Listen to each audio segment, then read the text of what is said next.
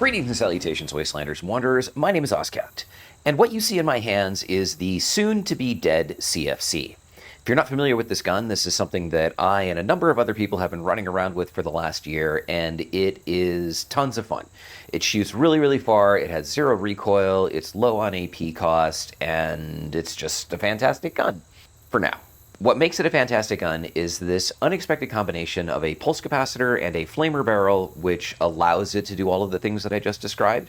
And Bethesda decided that it should no longer do that. So in a few weeks, when the next update rolls out, this gun is going to go from the amazing thing that it is right now to the plasma equivalent of a wet fart. And many of you have been asking, what am I going to do? Because Lord knows I don't want to run around the wasteland shooting wet farts at people. And I have two answers for you. The first is the CFCS, and the second is the Elder's Mark variant that's been going around recently thanks to a video from Glass Gaming. So let's start with the CFCS.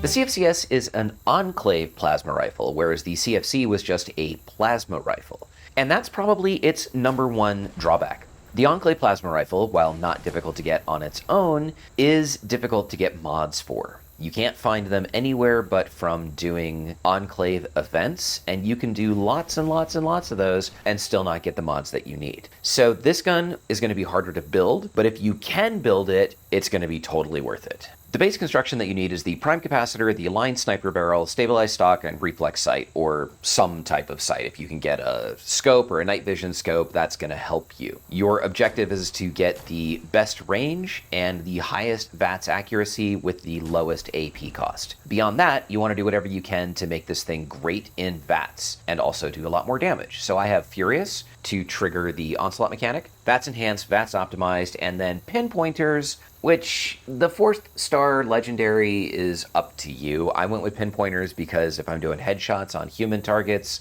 or humanoid targets, that is going to give me additional damage. The result of which is that this thing hits for 800 to 2,500 points of damage. It crits every other shot, and it's just kind of sick. So let's take this down to an arena and show you what it looks like.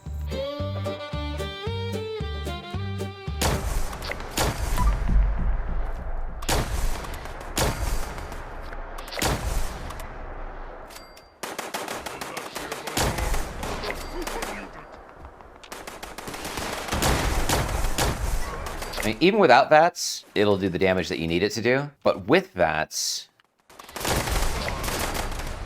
you can just speed run locations, just roll through and take out everything that's there.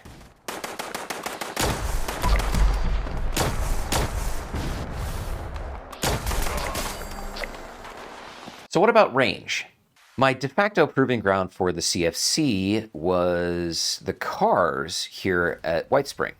And not these close-up cars, but the ones that are far away. So let me just get back into position here, and we will demonstrate that the CFC... There we go, 39 points of damage, pretty far away. If we switch out to the CFCS... 57 points of damage at the same range. So again, still not the most amazing damage, but it shoots really far. And it's also tons of fun.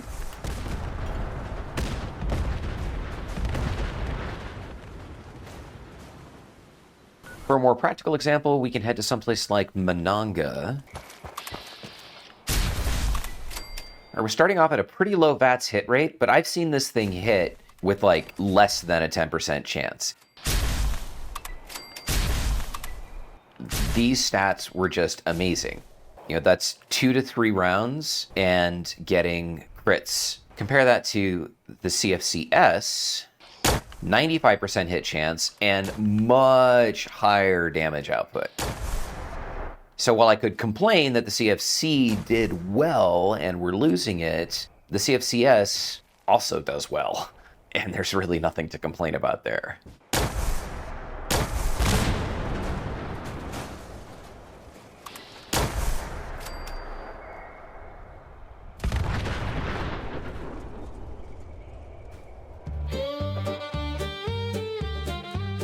But let's look at what I'm calling the Marky Mark.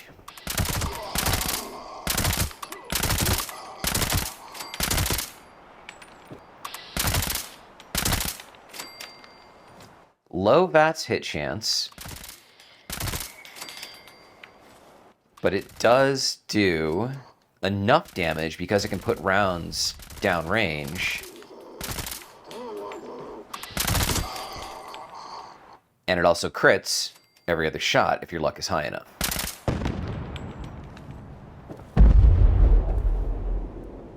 Here's what the Elder's Mark looks like. Quad, rapid, VATS optimized, and conductors. Now here, the 4th star does matter. We have a prime receiver, short light barrel, and recoil compensating stock, which both come with the gun by default. A large quick eject drum. You can put whatever you want there, as long as you have the plans for it to try and get the largest amount of ammo possible. And then reflex sight at bare minimum and suppressor. The AP cost of this gun is 7, and with the right build and a high enough luck, you will crit every other shot. And conductors should give you back enough AP that you can just stay in VATS infinitely. That's the real advantage of this gun. The drawback of this gun is that, like the CFCS, it uses the prime receiver to get additional damage output, which is also going to change after the update. And that makes the gun extremely expensive because ultrasight ammo, while it does spawn in world, you will use more ammo with this gun than what you're going to get back. On an individual basis, you're talking 3 to 5 rounds per standard enemy, and you might get back, 2 to 4. So that's kind of break even. Once you start taking this to bigger bosses, while you can take them down without having to reload, it's not cost effective. To demonstrate that, let's come down here and see if we can find us a Scorch Beast.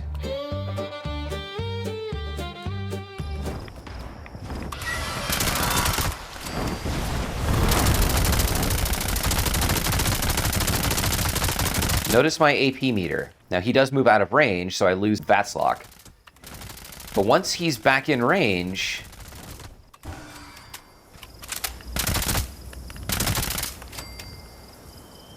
oh, and down he went. Once he's back in range, I can just continue to put rounds on him. And I never run out of AP.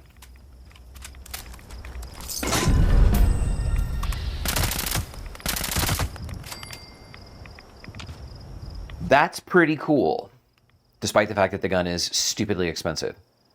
Another candidate can be the Behemoth, which we can get from Solomon's Pond. This is a good demonstration of how effective the gun is on a large normal enemy.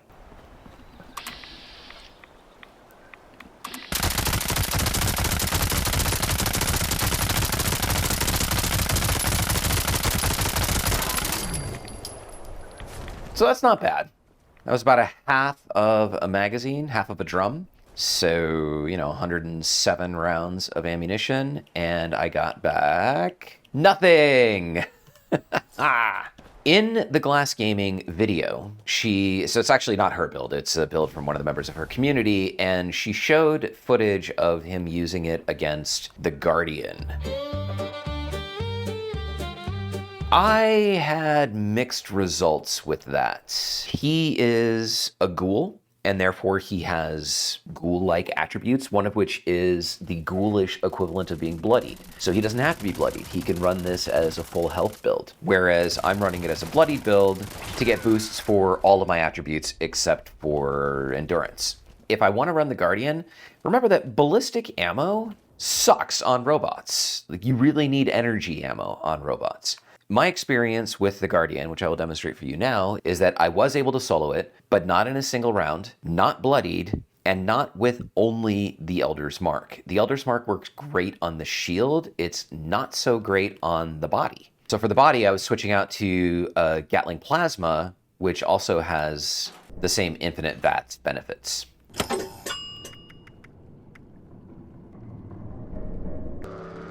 So now this begs the question, if I already have a Gatling Plasma, which is an energy weapon, which is better for dealing with robots, why am I going to use a ballistic weapon on the shield and then switch to the energy weapon just for the robot? It doesn't make sense. Now, I'm not in the best configuration for this. You can see that I'm over encumbered, but I am in power armor because I didn't want to build a whole nother set of non-power armor that has troubleshooters on it and so on. But This is close enough to how I would come in and solo the Guardian if I wasn't bloodied, with an armor configuration that has luck boosts, limit breaking to reduce the amount of luck needed for critical hits, and troubleshooters to reduce damage taken by the robot. So I have this on pretty much everything. Rejuvenators to go along with conductors. So with all of this, and with a weapon that has an AP cost of 8, which is slightly worse than the AP cost of 7 on the other one. But here we're looking at 66 points of damage compared to 124 points of damage. And here we are also looking at a significantly higher amount of ammunition per plasma core. So let's just see how this goes. Alert. Unauthorized personnel detected. Activating defense systems.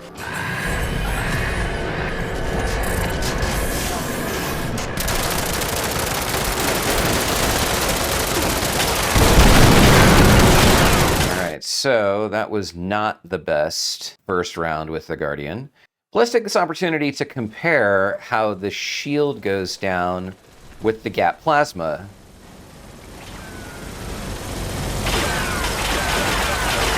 Much better than it does with the Elder's Mark. Now all of this is actually irrelevant, because with the next update, they are also increasing the defenses and the overall strength of the Guardian. So, oh yeah, I'm not going to make this. I'm going to try. I might make it. Bethesda doesn't want people soloing the Guardian anymore. There we go. They just don't. My take is that both of these guns are fun. They each have benefits and drawbacks, namely that the CFCS is difficult to get and the Elder's Mark is expensive to use. But if all things were equal, I don't know which one I would choose. CFCS is definitive. You just put a single shot downrange, and it's going to kill what it hits. And it fires fast enough that if you need to,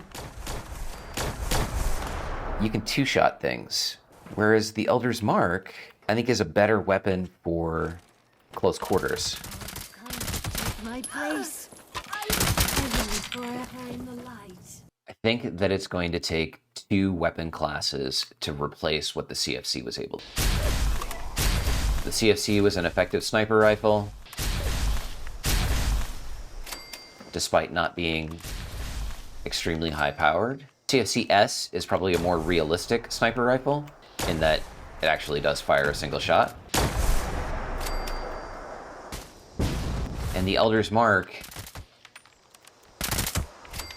while okay, doesn't fill that void quite as nicely. But indoors, the CFCS is not going to perform the same way as an automatic weapon like the Elder's Mark will.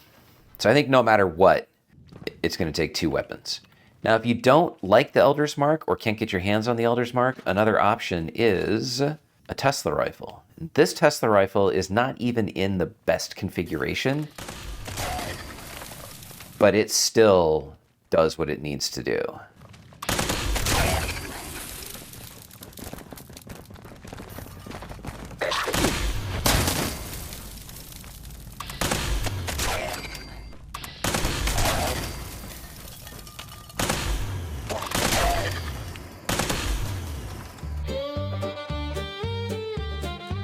While both of these guns are build specific, most of what you need is going to be in luck. You need to do whatever you can to get your crits, your kills, your damage, everything related to VATS will help these guns.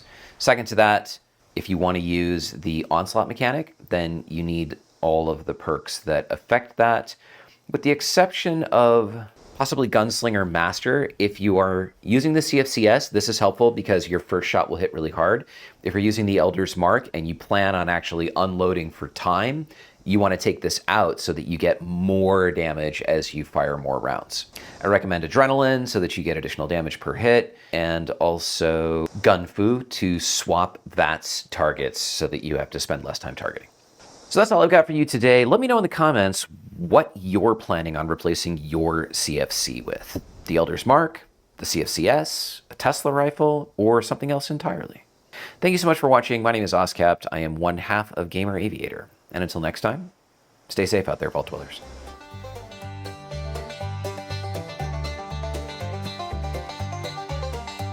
In the heart of West Virginia, where the shadows creep and sway, lies a land of rusted dreams, where the brave dare not stray. Appalachia, oh, it's a treacherous ride, with dangers untold and nowhere to hide.